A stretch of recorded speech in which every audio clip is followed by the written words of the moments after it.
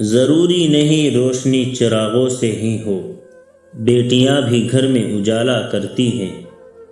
بیٹیاں وہ اداکار ہیں جو شادی کے بعد اپنے ہر دکھ اور تکلیف کو ایسے اپنے اندر چھپا لیتی ہیں جیسے ان سے بڑھ کر دنیا میں کوئی خوش نہیں۔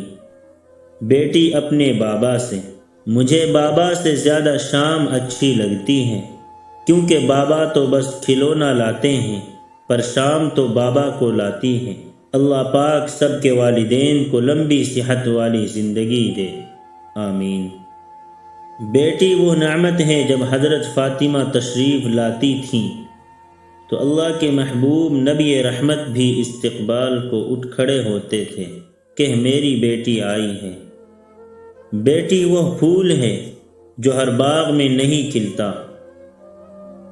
باپ کا درد سمجھتی ہے، ماں کے آنسو پوچھتی ہے، بھائی کے دکھ لے کر ان پہ اپنے سکھ لٹا دیتی ہیں۔ یہ بیٹیاں بھی تو ماں جیسی ہوتی ہیں۔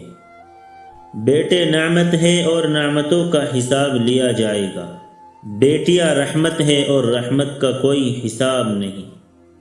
چڑیا ہوتی ہیں بیٹیاں، مگر ان کے پنکھ نہیں ہوتے۔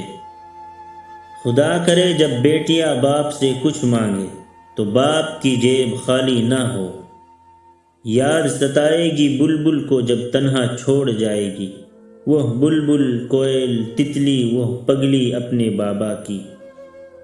بیٹے اگر اولاد نرینہ ہوتے ہیں تو بیٹیاں بھی اولاد نگینہ ہوتی ہیں، اور ان نگینوں کو ٹھیس نہیں لگنی چاہیے، چاہے وہ اپنی ہو یا پرائی۔ میں تو اپنی ماں کے بغیر ایک پل بھی نہیں رہ سکتا، نہ جانے بیٹیاں یہ ہنر کہاں سے لاتی ہیں۔ اولاد کے لیے اگر کچھ لاؤ تو پہلے بیٹی کو دو اور پھر بیٹے کو۔